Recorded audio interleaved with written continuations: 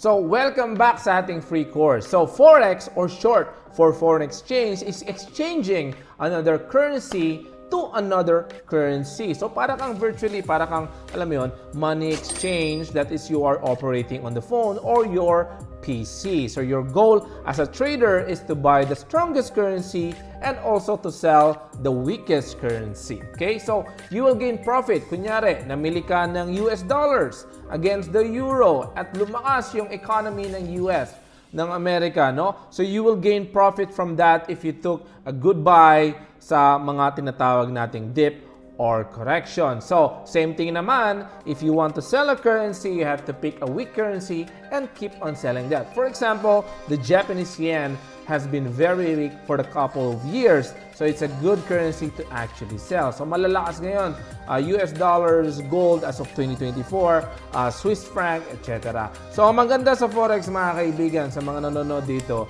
is pwede nyo po itong gawin. Kahit PC, laptop, or mobile phone lang po ang gamit nyo. At marami na pong broker ang nag-o-offer kahit maliit lang po yung capital. Yung iba nga, pwede ka pong mag-start ng play money muna or yung tinatawag po nating demo account. Meron po tayong 4 trading sessions. So, yung pinaka maaga na trading session sa Forex is what we called the Sydney and Tokyo session. So, for my broker, this one starts at around 7 a.m. So, morning session. So, pwede ka na mag-trade ng morning session. And then, meron tayong 3 p.m. session which is called the London session. And of course, everyone's favorite, yung New York session which starts on PH time which is around 8 p.m. So, guys, ang Forex po runs on about 7 trillion US dollars daily.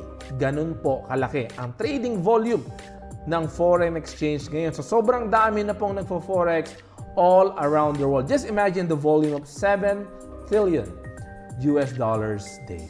So, another good thing about Forex, guys, is maraming Forex broker ang nag-o-offer ng very good execution, very good leverage. Pag-usapan natin yung leverage on some other video. Magagandang credit bonus, yung mga deposit bonus. So, you know, there's no need for you to actually do a big deposit kasi, you know, a lot of brokers are actually accepting kahit nga $5 deposit lang. So, yun yung pinaka-maganda ngayon sa pagpo-forex. So, mga next video, marami pa tayong pag-uusapan kung para sa iyo ba tong foreign exchange, saang broker kayo magsa-sign up. So, if you want to know more about Forex, just keep on watching the video.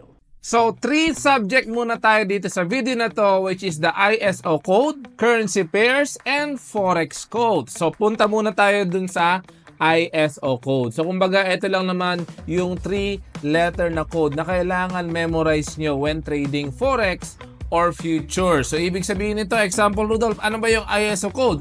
So, for example, Philippine peso, ano yung tawag natin dyan? PHP. Yung US dollars, USD. So ngayon, dito sa screen natin, makikita natin, ito yung different Forex ISO codes na kailangan nyo. Of course, I'm not gonna show it all to you kasi sobrang dami po nito. And let us just stick to the basic. So ayan, makikita natin yung mga pinaka-basic na ISO code dito sa Forex, which is, ayan, makikita nyo po sa picture, yung Canadian dollars, which is CAD, yung Mexican peso, which is considered an exotic pair, which is MXN, AUD, Australian dollar, NZD for New Zealand dollar, and CHF, and the rest is here. So, ibig sabihin, once you are in the market, ito po yung mga single ISO code which mamaya i-discuss natin kasi i-prepare po natin sila sa ibang currency para paglabanan sila. For example, sanay po tayo dito sa Pilipinas which is Philippine peso to US dollar. Magkano yung rate? 1 US dollars ngayon is around 57 pesos. So, ang pinaka-common na tinetrade sa buong mundo with the most volume when it comes to Forex major pairs is the Euro USD. Ay, hindi pala nakita. Ayan, nakikita nyo, ito yung mga pinagpe-pair, pinagmamatch. Gaya ng sanay kayo, USD to PHP, $1. 1 US dollars is equals to 57, 58 pesos. Ito naman po, Euro USD, is the most traded major pair in the world. So makikita nyo rin po dyan, meron tayong JPY-USD or yung pinaka-common na USD to Japanese Yen. So JPY, yan po yung Japanese Yen natin, which has been performing really bad for a couple of years now. So meron din tayong GBP, which is the British Pound. Ayan, meron tayong CHF, Euro, CHF naman. So, etong pair na to, grabe, ilang taon na tong downtrend, hindi pa rin nakaka-recover. And then, meron din po tayo mga exotic pair, yung USD HKD, USD SGD. Pag sinabi nating exotic pair, ito yung mga hindi masyadong nete-trade, low volume, kaya usually matataas po ang spread nito sa mga broker. Which is yung Euro USD naman, kung iti-trade nyo po yan, napakababa lang po spread and commission ng broker dyan kasi nga mataas po ang liquidity ng Forex pair na yan dahil yan po ang pinaka most traded pair sa buong mundo. Aside of course sa mga spot metals natin. I personally trade gold, wala po dito yon. Ang pair po ng gold ay tinatawag na XAUUSD. Of course, it depends po sa broker nyo yan. Possible sa broker nyo, tinatawag yan na gold lang and that's it. Diba? So, possible meron ding mga suffix yan, XAUUSD ... or kung ano man yung ilalagay ng broker. So, every broker, guys, hindi ibig sabihin na sa broker ko XAUUSD, XAUUSD na rin sa'yo. Yung silver naman, XAGUSD. Siyempre, you can also trade oil, you can also trade coffee. Sobrang daming pwede nyo i-trade sa Forex. But do not worry kasi hindi nyo naman kailangan silang i-trade lahat. You have to pick 1 or 2 or maximum of 3 pairs lang to trade para hindi kayo malito. So, in this course, i-discuss natin bakit hindi nyo kailangan i-trade lahat kahit lahat sila gumagalaw.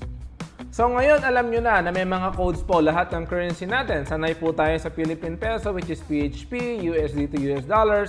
Ngayon pasok naman po tayo sa tinatawag nating Forex code. O ito kailangan kasi importante ito, magte-trade na po kayo magiging trader po kayo, kailangan naintindihan niyo po ito. So Forex markets are always quoted in pairs. So ibig sabihin, ano yung pinaglalaban mong currency, ano yung tinitrade mo. So ito po, pasok po tayo sa Euro USD which is the #1 most traded major pair in the world. So ito, the price of a pair is how much of the quote currency it costs to buy 1 unit of the base currency. When you trade Forex, you're always buying one currency and selling one another. So ibig sabihin dito, makikita natin, nakalagay po dyan, Euro/USD is equals to 1.35361. So Rudolph, ano yung ibig sabihin nun?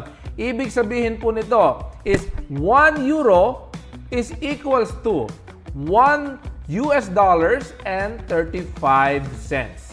Okay? Malinaw po ba? Kasi sa umpisa guys, nung umpisa nalilito ako dito, bakit may slash, etc. Ibig sabihin, kung ito naman po is GBP USD, no? British Pound, GBP, ibig sabihin nun, 1 British Pound is equals to 1 US dollars and 35 cents. So makikita nyo po itong quote na to live. This one changes every seconds, every tick sa Forex broker nyo. As the market moves, no? This one changes every second. So ito yung tinitrade natin. So for example, lumakas ang euro. Nag-buy tayo ng Euro USD. Nag-place tayo ng buy dito sa Euro USD. Ibig sabihin, we are anticipating that the euro will be stronger than the US dollars. So pag sell naman po ang nilagay natin dito sa pair na to, Euro USD, we are saying to the market that, hey, I think euro will be weaker than the US dollars. Ibig sabihin, when you are selling the base, you are anticipating na hihina yung currency na yon. And when you are buying the base, you are hoping that the value and the strength of that currency actually goes up. Okay, so guys, if medyo malabo pa rin, watch na lang po ulit yung video kasi, for some beginners, this is a little bit overwhelming. Baka malito kayo. Okay? Last example muna tayo. In this screen, makikita natin, ang quote natin is USD JPY. As of today of this recording, ang rate po ng USD JPY is 145. So ano pong ibig sabihin nun in the real world? 1 US dollars, mapapa-exchange mo siya ng 145 45 yen. So ngayon, pasok naman po tayo sa gold. Gold is currently trading. As of this recording, tingnan natin, 2,507 per ounces. Ibig sabihin, yun po yung price ng gold ngayon. It is now an all-time high dahil sa geopolitical pressure ng mga war natin sa Iran and other tensions around the world. Gold is going up. So it's currently in 2,507 cents per ounces, no? So, ibig sabihin, grabe yung all-time high ngayon. Nobody was expecting that, and most people, or actually economists, are targeting $3,000 by the end of this year. So, titingnan natin. So, with this video, sana natutunan nyo na yung base currency and quote currency at alam nyo na kung paano pong mag-quote. At alam nyo na, pag nagbabay kayo dun sa base currency, you are anticipating the price to actually go up. And if you are selling, then you are anticipating for the price to actually go down. So next video, i-discuss natin yung pips and points. At paano ka bang kumikita at ano yung mga lot size natin. Okay? So pag-usapan naman natin ngayon yung pips and points. So ito yung madalas na nakikita nyo sa social media na nakailang pips ka ba? Nakailang points ka? Ano yung lot size na ginamit mo? So ito yung pinaka-basic, no, na pips and points computation. So hindi po lahat ng pips and points sa lahat ng pairs is pareho. So ngayon, i-distinguish natin kung paano ba mag-compute ng pips and points and lot sizes based po sa current equity mo or sa capital mo. Okay? So madalas makikita nyo to, nakailang pips ka ba? Diba? So dito po kayo kikita if the market moves and you get some points. So ibig sabihin, ang goal mo sa market is makakuha ng points sa market multiplied by your lot sizes. So ito lang po yung tatandaan natin. 100 points is equals to 10 pips. 10 pips. Okay? So the more pips that the pair moves, no? For example, nag-buy ka sa Euro USD at umangat ang value ng Euro, no? Umangat yung value ng Euro at nakabuy ka, ibig sabihin kikita ka po dito. But if you bought the Euro USD and the Euro USD went down, ganun din naman po, mapupunta po kayo sa drawdown or a loss. So magbibigay po tayo ng example po dito, okay? Example number 1. Dito sa screen nyo, mali pa yung turo ko, okay? So, you bought Euro USD at the price of 1.05000 at in one day, umangat po ang value ng Euro USD to 1.05400. Ibig sabihin, kumita ka po ng 400 points or 40 pips. Ngayon, depende po yung kita nyo in dollars, no? Sarap kumita sa Forex in dollars. Based naman po ito sa lot size ng account nyo. So in this example, if you get 400 points or 40 pips at ang lot size nyo po is 0.01, you will estimatedly earn, estimate lang po ito, $4. Siyempre, hindi po yan mag-exact na $4 dahil meron po tayong bid price, ask price, and of course, yung spread ng broker. So remember, di ba kung magpapapalit po kayo sa money exchange, no? Makukuha nyo po yung USD to PHP, may kita po doon yung money exchange. Ganon din po yung mga broker kung saan po tayo nag-deposit ng pera, meron po silang kita kada click po ng buy and sell kasi meron po tayong tinatawag na spread na i-discuss po natin on some other video. So ito po example, 0.01. Ngayon naman, what if nag 0.01 ka at bumaba naman ng points, no? Yung Euro USD, nakabuy ka, pero bumaba po ang value ng Euro USD by 400 points or 40 pips, you will estimatedly lose $4. So, depende po ito. Kung naka $200 account ka, ang lot size nyo po na gagamitin is 0.01. We are also going to talk about risk management and ano yung proper lot sizes. Depende po sa kapital ng inyong account. Another example, ikaw naman po ay nasa USD CAD or US dollar and Canadian dollars at namili ka sa price ng 1.36. 1.36 naman po, no? Tapos, umangat po ang value ng USD CAD to 1.36400. The same thing as Euro USD, you also earn 400 points, which is 40 pips. So, very similar lang siya sa Euro USD. Ito naman po yung example ng mga yen pairs natin, one of the most volatile pairs sa forex market. For example naman, ikaw naman ay nasa GBP, JPY, which is British Pound versus the Japanese Yen. So for example naman dito, namili ka sa price ng 190.000 at umangat po ang value ng GBP, JPY ng 190.500, you get 500 points or 50 pips. So ibig sabihin, yung mga decimal points po nito, maaring sa umpisa malilito po kayo dahil baguhan po kayo. But kung lagi nyo po itong ginagawa, makakabisado nyo po ito dahil yung mga decimal points po ng every pair, sometimes different po siya.